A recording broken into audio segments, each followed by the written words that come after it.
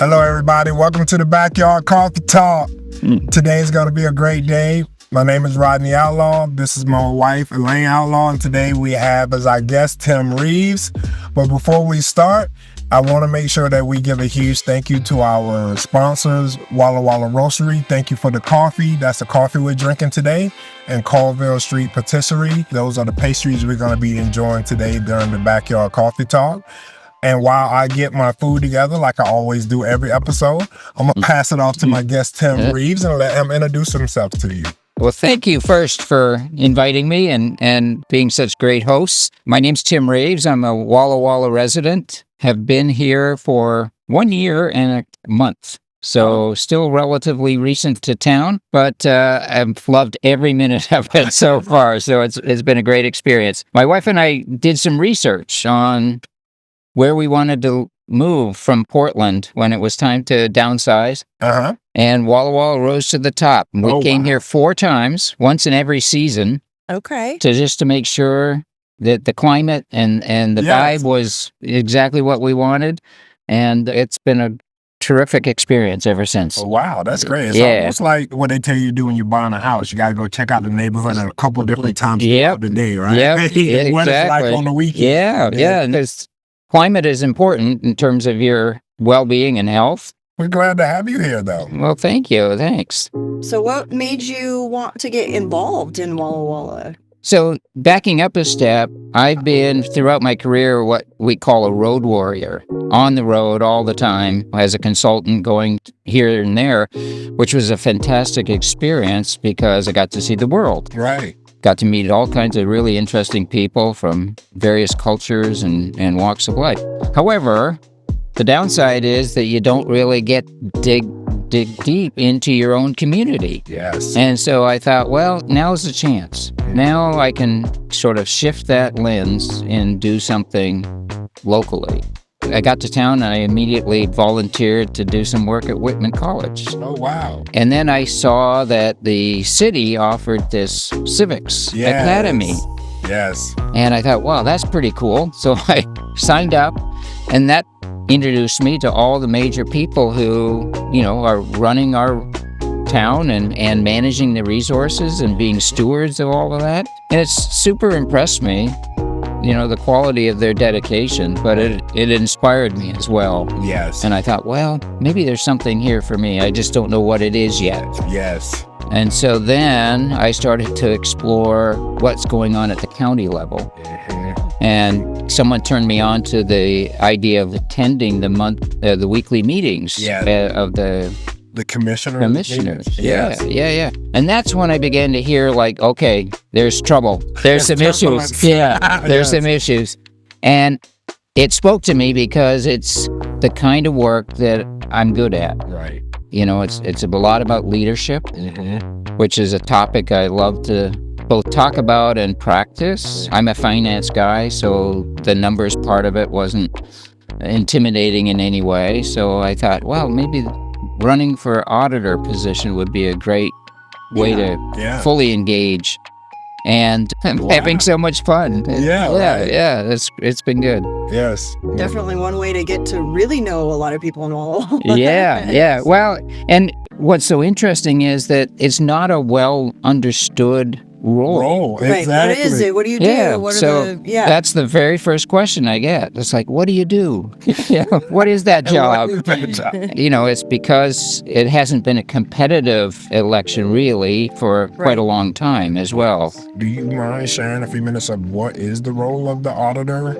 Of course. Really, there are 3 primary functions within the auditor's office. And it's organized around recording and licensing, right? So this is where you'd go to get your new license tags or record a marriage certificate or something to that effect. There's the elections office, and they're charged with monitoring and executing the election according to the standards set by the state and making sure that the count is verified and all that good stuff. Thirdly, and a lot of the focus of the work is on the finance, which is really the consolidation of budgets across all the different county departments and reporting them to then the commissioners who have to make decisions based on that data and ultimately approve and sign off on a budget. Yes. So it's like a nerve center, really, for the whole county, because so much depends on timely and detailed reporting of that data to make informed decisions. And I've heard in the community for people that, waiting on permits and things, bring up the auditors in not the most positive fashion. They would like more efficiency with that process, right? Right. No, there are some there's some what I'd call low-hanging fruit in terms of things to fix. Yes. Because there are customer complaints about the fact that you can't use a credit card or a debit card for some of those transactions, or the data is very slow in getting published. And as citizens, where do you go to understand your county's budget or current financial situation, right? Yeah.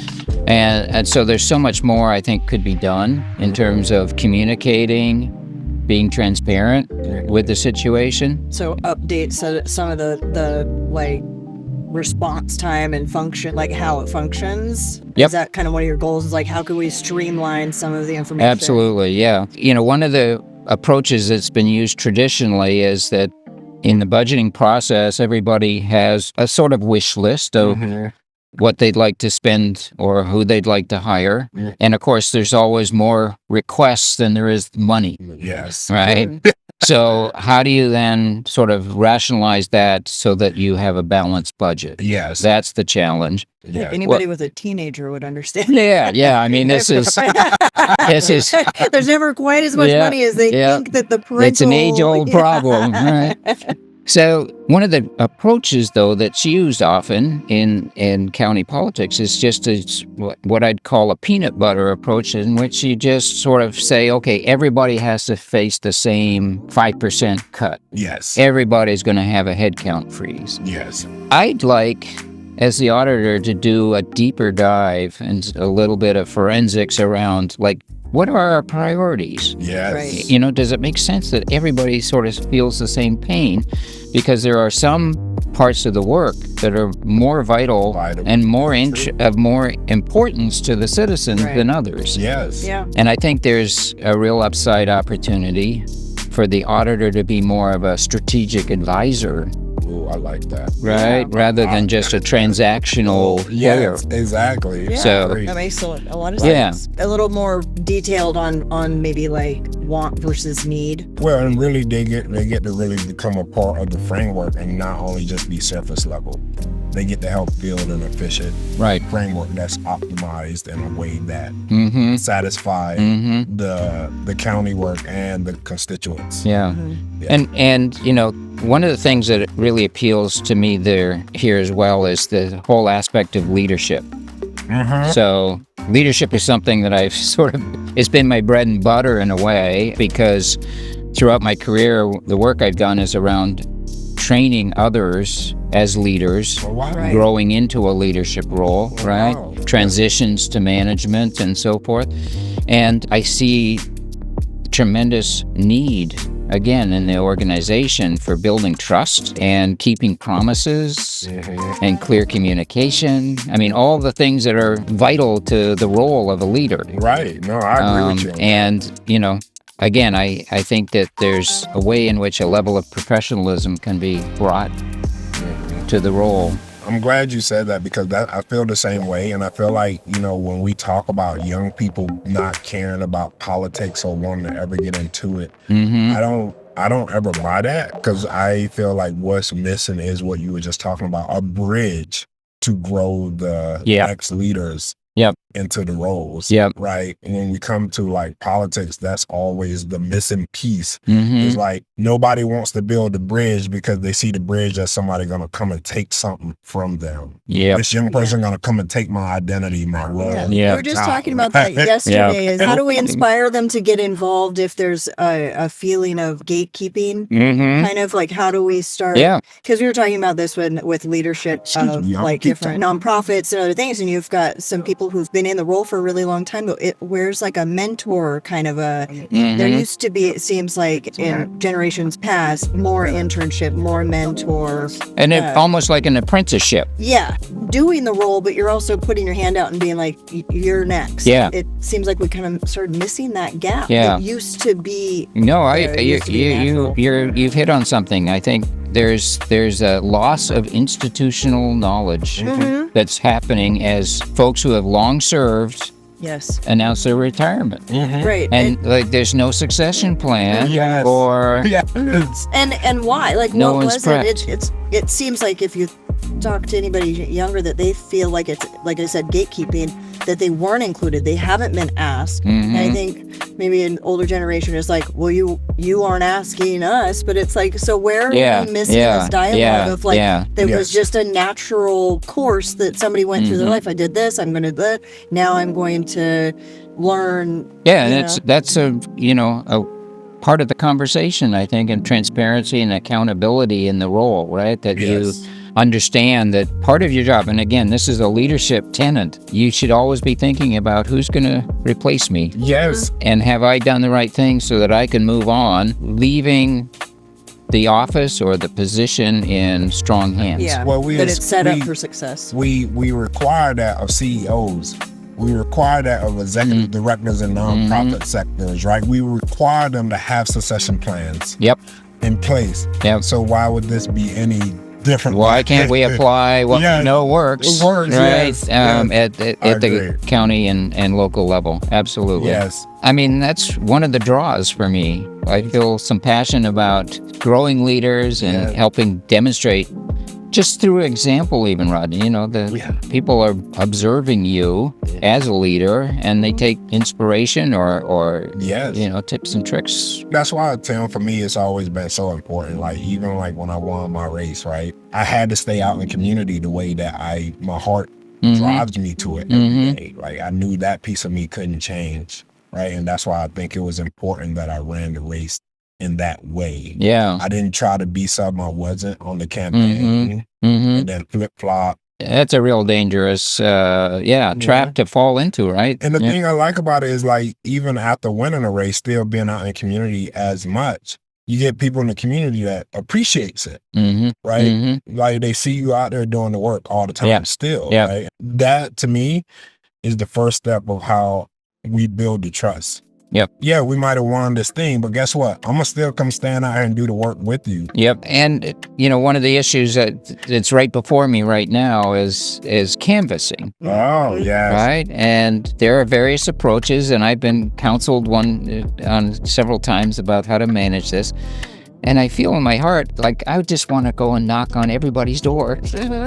It's about getting to know me, not my volunteer so much, right? Yeah, how can I do that effectively? I can tell you what I had fun, and I don't know if your wife would enjoy it or not, but I actually had fun with Rodney. Is he would put out on social media, who wants a yard sign, and then we would just start getting, everybody's names and addresses and all the things, and be like, we're going to come through, for these few hours, and it would just be both of us, signs in the trunk of the car, and we would just go from house to house, so that not only did we know they already wanted a sign, but then they could just talk and ask him questions and meet him and know that's why, awesome. what, they were supporting him. And you're already welcome. No, that's great. No, it was great. Like, I agree. Like, we made it a point that our volunteers wasn't doing the heavy lift with taking the signs, because that's how I got to check in with community. Yeah, good. That's awesome. And with with our canvassing, we had our leaflets. And I told the canvassing team to just don't jump into a pitch. If they open the door, thank them, introduce yourself, and be like, I would like to leave this pamphlet with you, and please, if you don't mind, at your time, read this information, right? No, that's so respectful. And so many people told us that. They were like, oh my gosh, that was so refreshing. Yeah, because a lot of times I know that when I answer the door and I don't know the person, I'm like, oh man, they're going to ask me if I want like gutters a subscription. It's just, you're like, But it's glad to hear that you're having fun on your campaign. Yeah. Well, it's an extension really of moving here and getting, immersed in the community. So a couple of other things that I've got myself involved in as well. There's an advisory board for Parks and Rec. Oh, yes. And it's a volunteer position. I just put my name in, but it's really helpful for me to understand some of the local issues. The focus is obviously on the urban forests and the parks. Even so, you're engaging with the community, like what neighborhood needs tree pruning or what neighborhood is aspiring for and the work those folks do is really, again, pretty impressive in terms of thinking about how to maintain, 100-year-old trees, kind of important, as well as designing, the next park. Like, where should it be? Or should there not be another park? Should we fix something of another park and add a feature to the one that's already existing? Or Yes. I mean, they've had a real success story with the golf course, the Veterans Golf Course. So cool. I think people are switching courses to start playing up there because the improvement in the grounds is so nice. We actually just walked around up there. Did you? Because they do the concerts. Yeah, it's a pretty setting, and it's elevated so that you get this really beautiful view of the valley. It's not quite the gorge, but it's the gorge, and if it was in the evening, you're going to get a great sunset over the hills. Yeah, and then I'll mention, too, there's a group of artists who are working together, 6 different organizations who are banding together to form an arts collaborative. Oh, yes.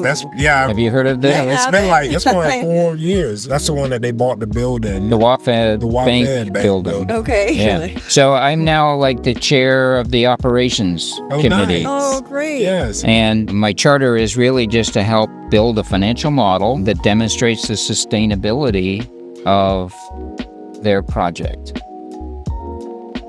So when you're not campaigning and serving our community on all these boards and committees, which I thank you so much for jumping right in. What do you like? What are some of your hobbies? The house that we live in has this beautiful English garden. Oh yeah. Rose beds, it's got boxwood hedges, it's got fruit trees. Wow. It's a full-time job. Wow.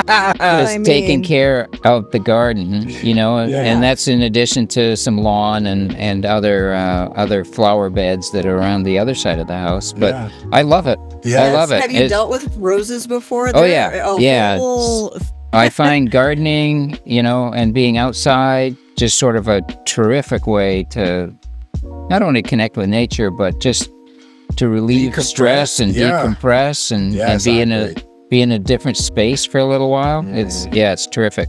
So if I'm not sort of out there doing something in a volunteer sense, I'll be in my garden. Nice. Well, and you live also right by the Rose Garden. Yes. Yeah. Just down the street. That has a whole community that takes care of it. Yeah. Which is so cool. It is. Yeah. How the community takes care of that garden. And I think it's been there for since Pioneer Park probably was put in. There's pictures. We have some old Walla Walla books, and when Pioneer Park was first built, there's women that planted the trees that are now just huge. And they're like these little twigs. I've seen those photos. And now it's just this. And random fact, but Pioneer Park was designed by the landscaper that did Central Park in New York, which I'm always like, Bert Olmsted. How did you get him over here to do that? Yeah. Probably the same way they got the California architect that designed Wahai. I'm so impressed that with the remodel of some of the other elementary schools in town, right? Yeah, and our neighbor, Green Park, they were going to do a full tear down, and people lost their minds because it's a I think classic, that's terrific. I mean, again, that's site. sort of an example of community. Yes, right. I was going to say that. Yeah. That's one thing about this community. They speak up about what they want and don't want. And you can, and there's such an appreciation for that. I used to tell, when I'm from North Carolina, so I used to tell my wife that we used to talk about that, and we used to talk about the racism side. And I used to tell her one of the things I like about the South is that people are very clear about where they stand, whether they're in public or private. Okay. So it created this kind of safety. Even if you didn't agree with what they was talking about, they gonna let you know how they feel. Yeah. Where when, I got to this side of the world, it was harder to read people than their true intent. Right? Okay. And I was talking about how scary that is when you come from a place of refreshing, clear. That's so interesting. At least you knew what their belief, even if it wasn't a good one, you were like, it's clear. Yeah. And so having a community be able to speak about what they want and don't want is that refreshing peace of mind.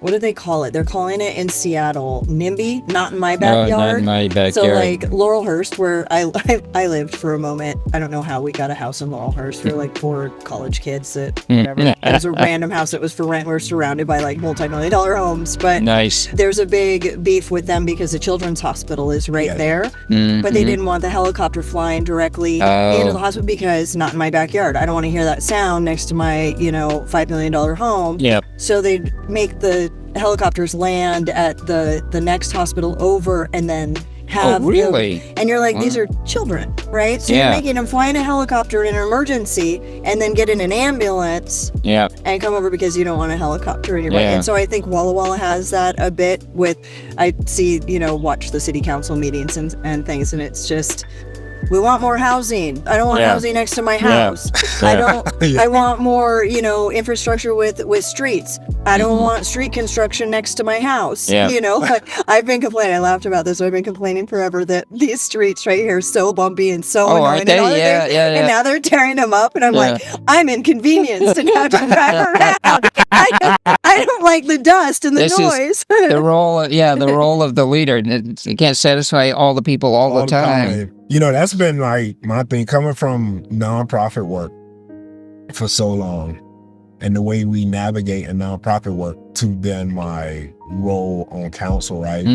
I think that has been the most meaningful growth for me, is having to be okay with a difference of opinion with people. Because in the nonprofit world, when we have that difference of opinion, we usually will continue to discuss till we get to a happy solution. Get some consensus. Right. Yeah. Where in council is... You may not get there. Yeah, right? Yeah. Because the process is very different. Yeah. But it's been teaching me how to be okay with that and have a little bit more grace and understanding what can I do better to make sure that the conversation doesn't die, even though it's at a place of disagreement. Right? Yeah. So was that growth opportunity an inspiration for running, or is it something you learned once you were in the role? I think I learned it once I was in the role. I merely ran because young voters asked me to. Okay. And our good friend made a sign. It was actually a funny way that he ended up. Yeah. We were going to the first No Kings protest. Yes. And Rodney had been asked to give a speech. And a good friend of ours texted me the morning of, and she's like, you're going also. And I was like, of course, and she's like, Pete and I wondered if we should make a sign for Rodney to run for city council. And I was like, ha, ha, ha. And I was like, Rodney, Victoria threatened to make a sign. And I said, and he goes, okay. Because that's like the third or fourth time somebody asked. Yeah. And so they made a sign, and I think it was Pete, was standing behind Rodney the whole time and carrying the sign. And it just sort of was like a soft launch. So many people in the audience after the protest like, you should run. You should run. It's not happening. Are you doing it? Well, let's do this. The people have spoken. I know. I was like, oh, Lord. another job. But I think, too, it goes back to the leadership piece, though. Yeah. Because, I didn't have a political aspiration, though I feel very fortunate to serve my community in that regard, or have my community want me to serve in that way. But also to try to be really listen to my community when my time is up in that space. Right?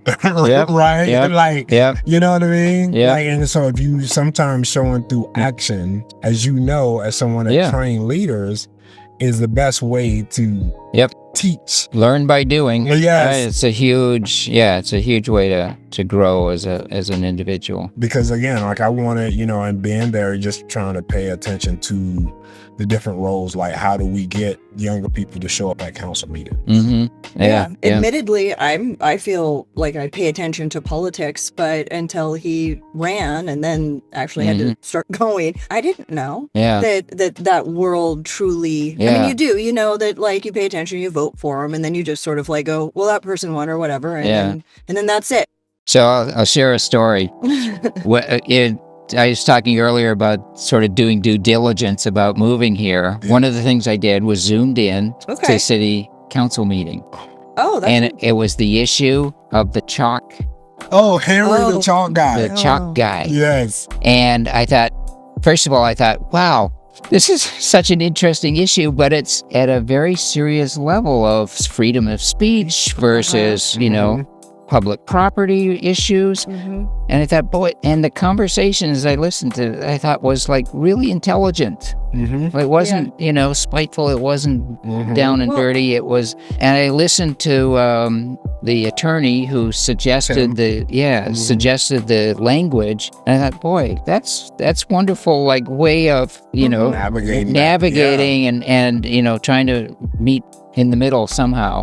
Well, recognizing it's probably a bit of a mental health issue. You can't just find this person. You can't just put him in jail. That's, again, which, rights are you stepping on? And, like, how do you try to handle it in a healthy way? In a civil way. Yeah. Because it is. It's frustrating. We are living in a time when I think, there's just a level of tension or stress around our politics. They've definitely, the fear has been sown, the divide has occurred. And I thought, I could join that crowd of people who just complain a lot, or I could look for my own small way to do something about it. And I think that was at a core of, I'm going to try this. Right. First time ever. That's one of the biggest conversations I still have with community members when they talk to me on the streets about city council and things in the city, and trying to get people to encourage people. Like, I love when you come and speak and share what your issues with the city is, but how can I get you to say one thing that you like about the city or what the city has done? I mean, the 3 minutes is yours to say whatever you want. I tell them, I say, you come here and we listen to you, but like you're so angry. And at some point, like just listening to anger over and over and over, we don't have a jump off point for logical, just good, clean, healthy conversation about the thing that's making you frustrated. Right. And I get it. You need to vent. And say what you need to say. But there gotta be some things that you also like about what's happening in the town too. Right? So, Rodney, what do you think is sort of underlying that expression of anger without balance of the good things? Again, I think it goes back to what you said. Like, we gotta go back and start to rebuild trust. And that takes time, because trust, to have real trust in a real relationship takes time. You can't speed up that process. So I think, like, we make everything transparent and open to the public, but there got to be some different ways to have conversation happen with community that's not just a listening session, but a dialogue back and forth that's healthy. With some ground rules. No promises, just real conversation. Like, I'm so sorry that you're upset. I notice you come here every month and you talk about this thing, whatever it may be, and you're upset. So let's talk about that, because there's only certain things we can do and there's certain things we can't do. So I think that's the missing piece. It's the miscommunication. Because I think the assumption, I was one of those people before I got on city council, that you assume that council can do certain things. And then you realize. you not really so can't, much. Right? And it takes four. Like, I can want this all day, but it got to take four of us. We've got to influence to get it done. Your mates. And so there's a different kind of process. But before that, I was one of those people.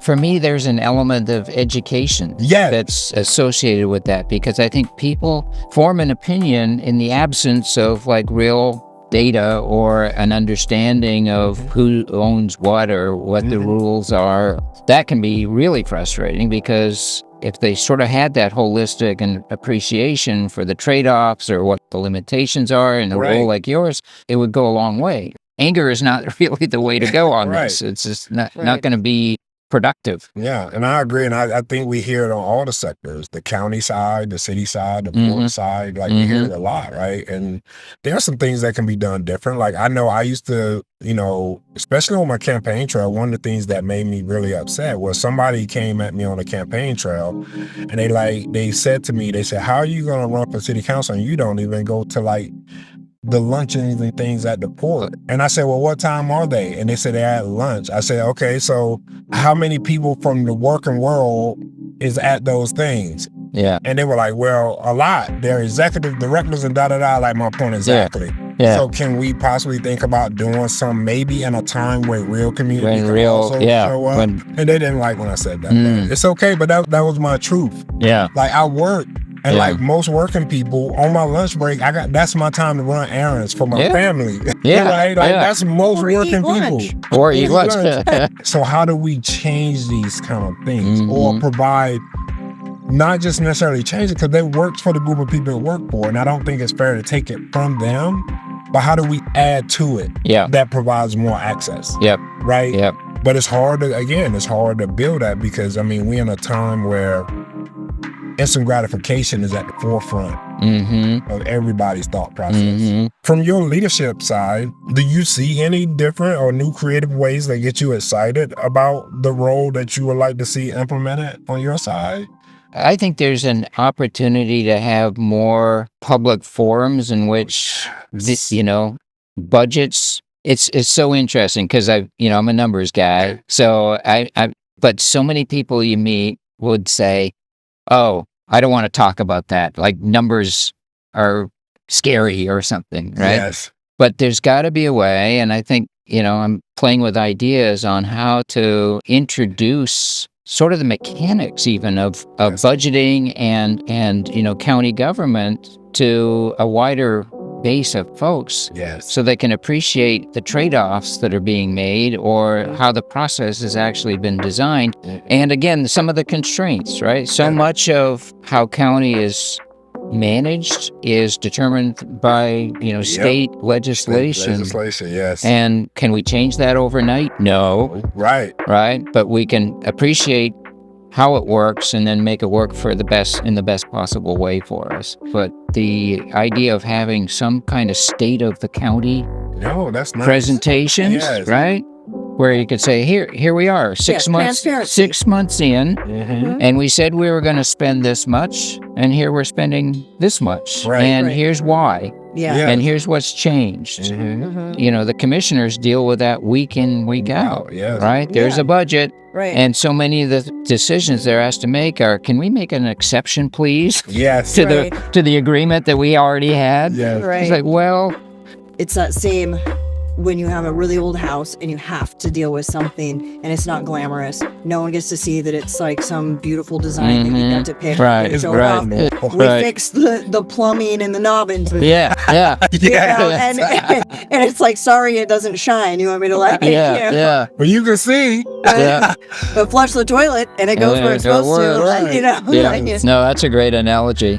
I think too, like trying to be mindful of like how to put the emphasis on the sustainability of that new access that you're adding. I think a lot of times people get lost in the new framework of something that provides access and transparency because it's not moving as quick as they like, so they give up on it. Right. So like these new ways, these new systems don't have a chance to really set root. You remember the name Jack Welch? Yes. The chairman of General Electric?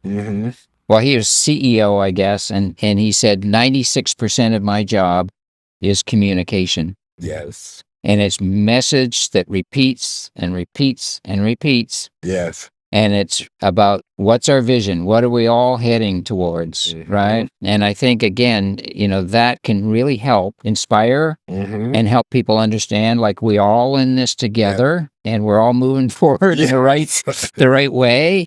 I agree. We have to get back to just help dampen and tamper down some of this just restless, just pent up energy. It's hard too, like, whether you're a constituent, whether you county auditor, counselor, politician, at the end of the day, we're people, right? And like, that's why, values are so important to me. I recognize that I'm not going to always get it right. And I try to practice having grace because I never know someone else's journey. Right. And I think if we can just get so many people to go back to like just some of the basic values and That's humility, right? Yeah, I can be wrong. Yeah, right. And a lot of times I am. But it's and again, it's a learning experience. It's a learning experience. So you can admit that and move on and do better next time, right? It's one of the things I love about the young voters. They take so much of this negative energy and it's motivating them in some of the most positive ways. It's like they're having to teach us how to be the adults. Yeah. the older folks, right? What's your advice on how to connect with them so that they can identify what's important to them, sort of tapping into that passion? You gotta prove to them that you're gonna be willing to stand behind them, and you see them having a role in the world and communities that they want for themselves. And that's more than just showing up where they at and just letting them talk. Like, how do you come alongside them and help them implement something that they see is of value for their progression? Yeah. And like I said, we did that on my campaign. Like, we have this amazing young punk scene here. And they used to talk to me about how they felt excluded from the summer concert series downtown and how they never got to play there. And I was like, oh, that's an easy fix. Yeah. We're going to do it for you this time. Yeah. I'm going to teach you how to do that. Yeah. Because technically it goes back to education. Yeah. Because technically you're not excluded. The problem is no one ever taught you the process. That's what the advice I would give. Listen, act, and move. Yeah. Right. And because they're really smart. Like they're smart, they're creative, they know what they want for the most part when it comes to the type of world, the type of community they want to be in. They just want to be included. Yeah. And it looks a lot different than what we grew up being a part of. So, but we can't be afraid of that with them. Yeah. Right? Yeah. You just gave me a flashback to being a teenager. Yeah. Right? And my hair was down to here, and I was listening to, rock bands, and all the adults was like, parents, that's scary. Mad about the man, and so now we in that same evolution, right? Yeah. One of his campaign things, and it wasn't even really related. He did Feed the Fam. Yeah. The lowriders and punk bands and things got together, had food. It was free for anyone. It was a food drive, so people brought canned food, dry food. These bands want to actually do it again. Yeah. On their own. They wanted. They were like, we want to do a community thing. So you started something that they can move forward with. Yeah. And they were just behind it and thought it was cool because, somebody sparked it. That's the advice I would give to you, because I gave it to the Democratic chapter here. I said, put some money in your budget to let you do some things. Some cool. And you use that money to help them, and then just move.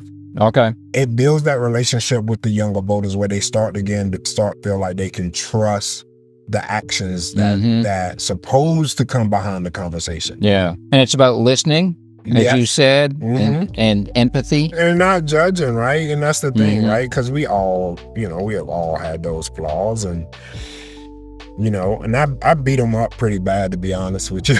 Because they talk good politics, but they don't act. So I hold them accountable in that way. Yeah. Don't talk it to me if you're not showing up, if you're not coming through, right? I don't want to hear that. Yeah. Right? And some of them thrive off that, though. It's like the kick in the pants that they need to get going. You have to actually vote. You can't just shout and have an opinion. And then being that young, a lot of the time, they're young voters, but still they're straight face-to-face conversation about uncomfortable conversation is so hard. That's why the artistic expression is so easy for them to share their messaging with what's going on in the community, what's going on in the world. Right. It's so much easier for them to do that through a creative lens than sitting down and having a formal. Sure. That makes so much sense. Yeah. So it's having a youth art show around where do you see the world right now? And let them paint it or draw it or whatever. And we get a lot from that. Yeah. Right? And they feel seen and heard. And it's safe through that for way. them. And it's very safe for them. Their way. Got it. But we try to box them a lot of times. You can only do it this way, or you can only present and show up this way.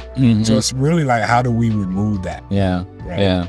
I think we get more and more people in our community too every day that's aligning through values in general. They just want to see good people in these decision-making places. Yeah. Not like people that can recite legislation well, right? Like they now genuinely want to see good people. Some competence. Yeah. So I was about to say you And have just some a lot of empathy, though. experience and some new. But you haven't lost good your ideas. human being, like your good value of being a good human either, though. Yeah. People are sort of pining for, can we just get somebody who knows what they're doing? Yes. Please. I know. Part of it, I think, and again, maybe it's on us to correct this, but I think people's perception of politics is that it's, not a healthy spot. Well, it goes into like you're saying, how long it takes something to get done, because you have to have so many people that agree, and then it's like, and so that's what we're facing right now is everything gets like stuck at the bottleneck because no one can agree, no one will talk. They're just out to like shoot people's ideas down just because you're not on that team. Yeah. I like to look at it through the lens of, to me, local politics is our first line of defense. Like I understand the long, big picture like Olympia and DC, which we need to pay attention to. But I've always been a firm believer that we're going to get things done that's going to impact our community through local politicians quicker than we can through Olympia or DC, right? And so, like, I am pro-growth. I tell everybody that, whether they agree with me or not. Like, if we don't grow, we're going to die. Right? That's just what it is. Right? Hearing things like how long it takes to get permits, or people being like, I'm not even going to try anymore because it's just a disaster. Like, that's frightening because it affects way of life. It affects the efficiency of how people that might be thinking to bring resources into our community make that decision whether they're going to act on it or not. That's one more of the many reasons why people want people that's competent in these kind of spaces, right? For those very reasons. Absolutely. So, but this has been great. But Love the conversation. This is the Backyard Coffee Talk. Just go where it takes you. Tim, I want to thank you for running. I'm really excited to watch this journey. And I know, like, you're going to bring in so many fresh ideas and so many people to the possibilities of running for these offices as well. So we appreciate you so much. Thank you. Well, thank you for hosting this. I think it's so much fun. Well, it's been great. Well, that's all we have for this episode of Backyard Coffee Talk. Until next time, everybody, go and have a wonderful day. Peace. Bye.